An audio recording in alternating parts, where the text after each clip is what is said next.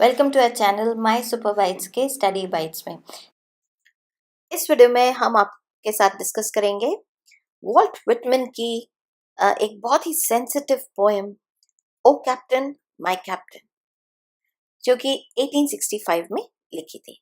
ये एक extended metaphor है, यानी कि इसमें जो इमेजरी है, इसमें एक पूरी जो स्टोरी है, वो उसका अंडरलाइन मीनिंग जो है वो बहुत ही गहरा है, अलग है। किसी को डायरेक्ट करते हुए ये पोएम लिखी है, यानी कि ये अमेरिकन प्रेसिडेंट अब्राहम लिंकन की डेथ के बाद लिखी है।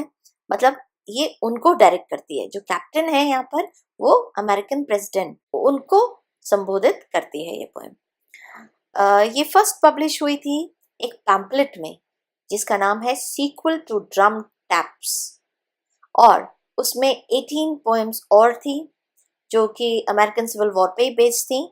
एक और एलिजी लिखी थी लिंकन के लिए ही वॉल्ट विटमैन ने, when lilacs last in the dooryard bloomed, और बाद में ये सारी पोएम्स को कलेक्ट करके 1867 में उन्होंने एक वॉल्यूम पब्लिश करी थी जिसका नाम है लीव्स ऑफ ग्रास। चलिए शुरू करते हैं ये पोएम को। इसमें पूरी एक सी, शिप, कैप्टन और जितने भी जो शिप बोर्ड पर लोग खड़े हुए हैं उनकी, और जो शोर पर लोग खड़े हैं उनकी एक पूरी इमेजरी है। O captain my captain, a fearful trip is done. The ship has weathered every rack. The prize we sought is won. The port is near.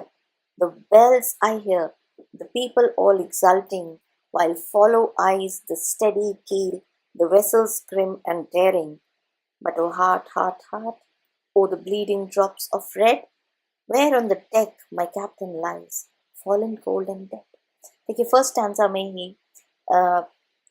Poet बता रहे हैं किसी जो शिप में जो कैप्टन है उनके साथ ही जो सहयात्री हैं, मतलब उनमें से एक लड़का है, वो बोल रहा है कि कैप्टन आप उठ जाओ, देखो हमने जितनी भी अपनी जो डिफिकल्ट ट्रिप थी, जो इतनी डरावनी लग रही थी, जो लग रहा था कि कभी ख़त्म नहीं होगी और हम पता नहीं बचेंगे कि नहीं बचेंगे, लेकिन हमने उसे सक्सेसफुली पार कर लिया है।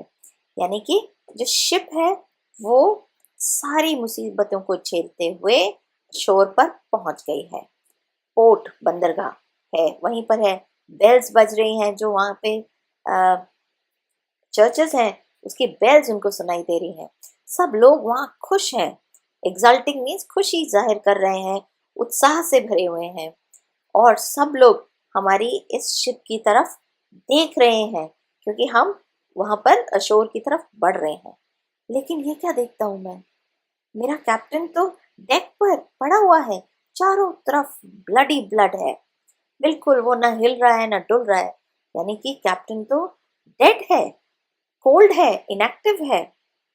O captain my captain, rise and hear the bells, rise up, for you the flag is flung, for you the bugle trills, for the bouquets and ribbon wreaths, for you the shows are crowding, for you they call the swaying mass, their eager faces turning. Dear captain, dear father, the arm beneath your head, it is some dream that on the deck you have fallen cold and dead. अब speaker बोल रहा है कि आप उठो, आपके लिए ही घंटियां बज रही हैं, आपके लिए ही ये फ्लैग होइस्ट किया गया है, और जितने भी ये ब्यूगल्स बज रहे हैं, जो बिगुल बज रहे हैं, ये आप ही के लिए बज रहे हैं। ये इतने सारे फूल के गुच्छे, जो बुकेज हैं, इतनी सारी जो मालाएं हैं, ये सब लोग आपके इंतजार में खड़े हैं, आपके स्वागत के लिए खड़े हुए हैं, आपको बुला रहे हैं, आपकी तरफ वेव कर रहे हैं, बहुत ईगरली आपका वेट कर रहे हैं। अरे आप उठो तो सही, उठाइए अपना हाथ, उठाओ, देखो कि लोग आपका कैसे इंतजार कर रहे हैं। पर ऐसा लग रहा है ये तो मैं कोई ड्रीम देख रहा हूँ, क्योंकि मेरा कैप्टन तो, जो कि मेरे फादर समान है, वो तो कोल्ड और डेड है। My captain does not answer. His lips are pale and still. My father does not feel my arm. He has no pulse nor will. The ship is anchored safe and sound, its voyage closed and done. Some fearful trip, the victor's ship comes in the object won. Exult, O shores, and ring, O bells. but I with mournful tread walk the deck, my captain lies fallen cold and dead. वो कह रहे हैं कि मेरा captain तो answer ही नहीं कर रहा है, बोल ही नहीं रहा है, उनके लिप्स तो पेल एंड स्टिल है। देखिए कितनी अच्छी इमेजरी है, ऐसा लग रहा है जैसे कैप्टन बिल्कुल खून के तालाब में पड़े हुए हैं, स्टिल हैं, बोल नहीं रहे हैं, और जो उनको उठाना चाह रहे हैं वो कितने चिंतित हैं, कितने दुखी हैं, क्योंकि जो उनको फादर से संबोधित कर रहे हैं, और जब उनको छू रहे हैं तो कैप्टन को उनका जो टच है वो फील नहीं हो रहा है। अच्छा, ना उनमें पल्स है ना विल है, मतलब उनमें सांसें नहीं चल रही हैं, और शिप अब अच्छे से एंकर्ड हो गई है, मतलब अच्छे से अपनी जगह आ चुकी है, जर्नी खत्म हो चुकी है, और सब कुछ जीत लिया है, सब कुछ अच्छे से फिनिश हो गया है, क्योंकि वो जो जर्नी थी वो बहुत ही भयानक थी। सब जगह बेल्स बज रही हैं, सब लोग शोर्स पे खुश हो रहे हैं, लेकिन मैं अकेला बहुत ही दुखी हूँ, क्योंकि मेरा कैप्टन यहाँ पर कोल्ड और डेड पड़ा हुआ है। अब इसका मेटाफर डिस्कस करते हैं। वॉल्ट विटमन ने वो captain my captain Abraham Lincoln के लिए लिखा है, जब उनका असैसिनेशन हुआ था 1865 में। तो एक तरह से ये एलिजी है, वो मोर्न कर रहे हैं अब्राहम लिंकन की डेथ का। अब्राहम लिंकन जो कि 16th प्रेसिडेंट थे यूनाइटेड स्टेट्स के। अब जो डेक पर जो कैप्टन जो डेड हैं, जो पूल ऑफ ब्लड में है, वो पोएम में अब्राहम लिंकन ही है। और ये जो शिप है ये हो गई यूनाइटेड स्टेट्स ऑफ अमेरिका। तो फर्स्ट में ये बता दिया है आ फेयरफुल ट्रिप इज डन, मतलब हमारी जो सिविल वॉर है वो एंड हो गई है, हमारा सब कुछ, मतलब अब अमेरिका में शांति आ जाएगी, क्योंकि जो भी खराब समय था वो अब निकल गया है। और किसकी मेहनत से निकला है? Abraham Lincoln. यानी कि जो यूनियन है, जो अमेरिकन यूनियन है पूरा का पूरा, वो अब जीत की खुशी मना रहा है। लेकिन एक तरफ तो जीत है और दूसरी तरफ अब्राहम लिंकन का असैसिनेशन है, मतलब उनको मार दिया गया है। तो समझ नहीं आ रहा है कि खुशी जाहिर करें या दुख जाहिर करें। दोनों मूड्स को पोएट ने जक्सटापोज किया है।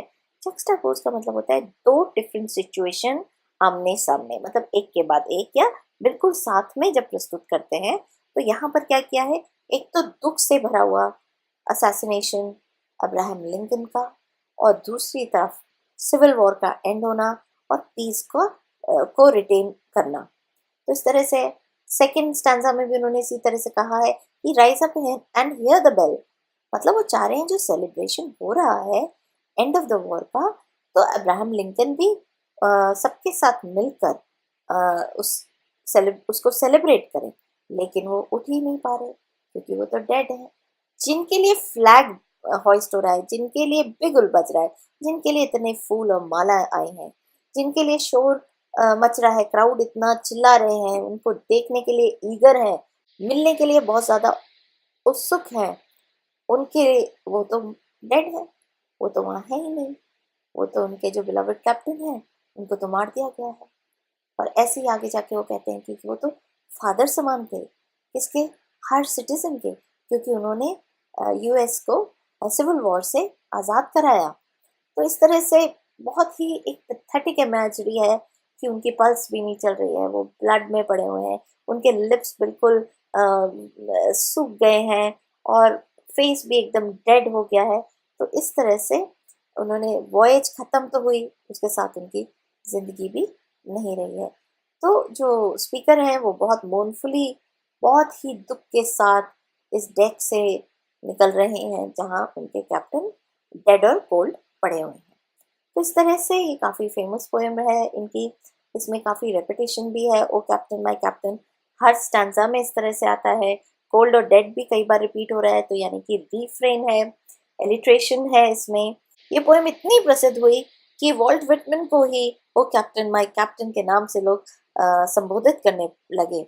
और उन्होंने एक बार तो यहाँ तक कहा कि क्या क्यों लिखी मैंने ये पोएम, क्योंकि उनको बहुत ज़्यादा प्रसिद्धि मिली इसी पोएम से। और भी बहुत लोग इस पोएम से अटैच्ड हैं, क्योंकि इसके म्यूजिकल वर्जन्स बने हुए हैं। इसमें का इसको डेड पोएट सोसाइटी एक मूवी बनी थी जिसमें रॉबिन विलियम्स थे, उसमें भी इसको मेंशन किया गया है, ओ कैप्टन माय कैप्टन। आशा करते हैं आपको ये वीडियो अच्छा लगा होगा, समझ में भी आ गई होगी पोएम। और देखिए क्वेश्चंस तो आप ये कर सकते हैं कि इसका एक ही मेन आंसर क्वेश्चन बनता है कि ये किसकी याद में मेटाफर है। तो ये अमेरिकन प्रेसिडेंट जो 16th प्रेसिडेंट थे अब्राहम लिंकन, उनकी याद में, उन पर ये एलिजी है जब उनका असैसिनेशन हो गया था 1865 में। तो यही सब क्वेश्चंस में बन सकता है। तो चलिए लाइक करिए इस वीडियो को और अपने फ्रेंड्स के साथ शेयर करिए, चैनल के साथ बने रहिए। Thank you.